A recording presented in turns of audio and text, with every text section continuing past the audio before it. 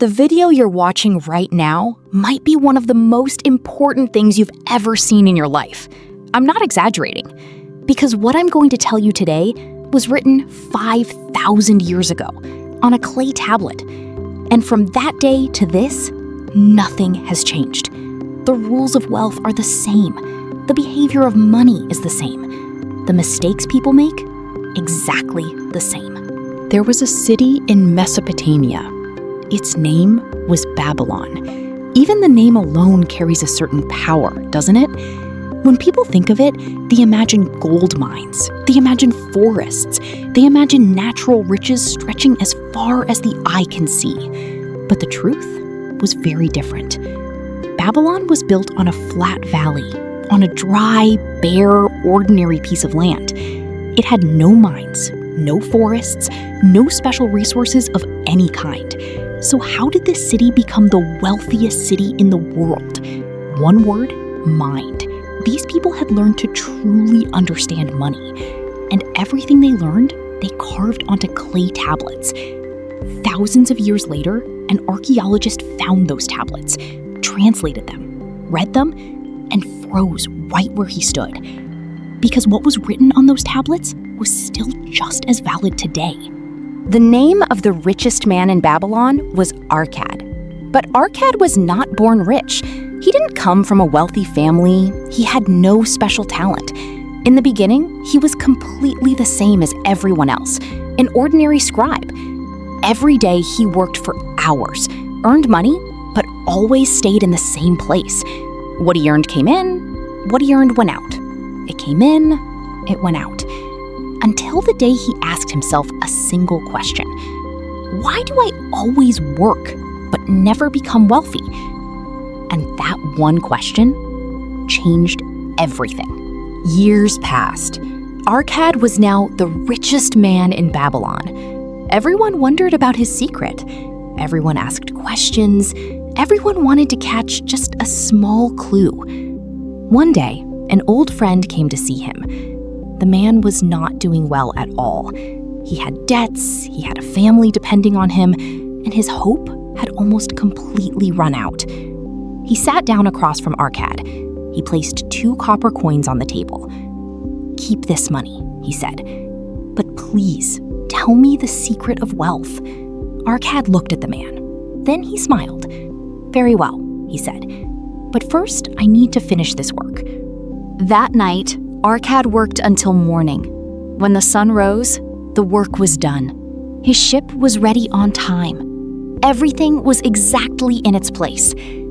Then, he sat his friend down across from him and said this: "The secret of wealth is this. Save at least 1/10 of everything you earn for yourself." His friend waited. He waited for more. He waited for something else to be said. But Arkad fell silent. "That's it?" said the friend. "That's it," said Arkad. "But," he added, "whether you can truly do this for the rest of your life, that is exactly the question that needs to be answered." Today, this principle is called pay yourself first, and it sounds quite simple. Perhaps that is precisely why most people never take it seriously. But think about it. Every month, your paycheck arrives. What do? You pay the bills, you go to the market, you close your debts, you buy the things you need, the things you want. And at the end of the month, if anything is left over, maybe you save a little. If anything is left, that is. But most of the time, nothing is left, is it? This is exactly where Arkad's lesson comes in. Change the order. The moment your paycheck arrives, before paying a single bill, before spending a single penny, set aside 10%. Then live on the rest. This money is untouchable. This money cannot be spent. This money is not for you to use today. It belongs entirely to your future self. But Arkad said one more thing, and I believe this is the most important part of everything. Wealth, he said, is like a seed. The earlier you plant it, the faster the tree grows. The more regularly you water it, the stronger it becomes. And one day, You find yourself beneath that tree. You rest in its shade. You eat its fruit. But the one who never planted the seed will never find that shade. Never. This is exactly what consistent saving means. Not depositing a large sum once and walking away. Every month, even if the amount is small, putting it in regularly. The magic of compound interest begins right here. Let me give you something concrete. If you save $1,000 every month and achieve an annual return of 15%, do you know what you'd see after 20 years? A figure approaching $1.5 million. $1,000 every month, 20 years. Plant the seed. Water it without skipping. Be patient. The harvest time will surely come. Arkad had taught his friend 3 rules, and these 3 rules are still just as valid 5,000 years later. First, learn to live on less than you earn. It sounds simple, but actually doing it is much harder than it sounds. Because what happens when income increases? Spending immediately increases with it. A better phone, a bigger car, a more expensive vacation. This is called lifestyle inflation, and the person who falls into this trap, no matter how much they earn, always stays in exactly the same place. Second, make your money work for you. Money that sits still is sleeping. It produces nothing, but when placed in the right spot, it grows. It generates interest. It generates dividends. It generates passive income. Arkad used to say, money is like a worker. The more you put it to work, the more it earns for you. Third, learn to protect your money. This is perhaps the least talked about rule, but it may be the most critical of all. Earning is hard. Losing is dangerously easy. Don't enter fields you don't understand. Don't put money into investments you can't fully explain. Be very careful with opportunities that look too good. Arkad was extremely clear on this. Gold slips away from the hands of those who do not truly understand it. Now, wait a moment.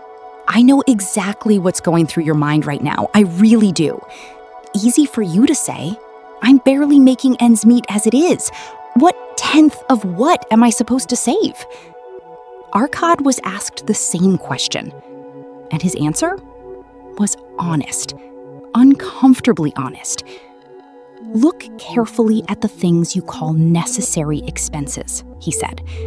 As long as you never question them, even if your income grows, your expenses will grow right along with it, and you will always stay exactly where you are. So we need to ask ourselves a real question. Is this expense truly necessary? Or is it simply a habit I've never thought to question? That latest phone upgrade? Was it really necessary? Eating out every day, was it really necessary? Subscriptions, orders, impulse purchases, were any of these truly necessary?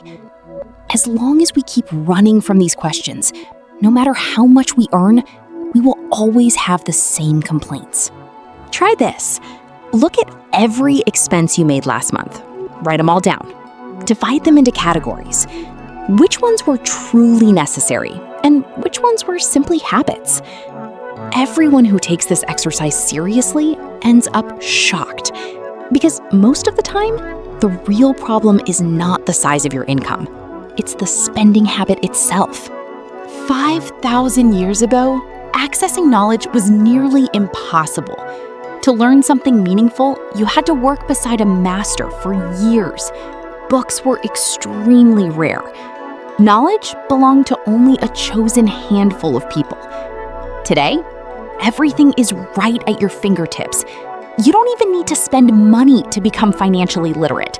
There are books, there are videos, there are podcasts. But how many people truly take advantage of this extraordinary blessing? Arkad used to say, gold grows in the hands of the one who knows how to put it to work. Translated into today's world, this means just one thing. Money without knowledge is money that is already halfway out the door. Life rushes by quickly. while you're watching this right now, a little more time has passed and gone, and time lost never comes back.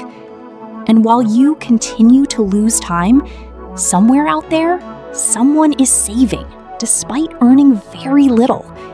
Somewhere out there, someone is quietly growing a great tree from a very small seed. Somewhere out there, someone is applying what Arkad taught 5,000 years ago to their life today. These lessons have not changed, and they will never change.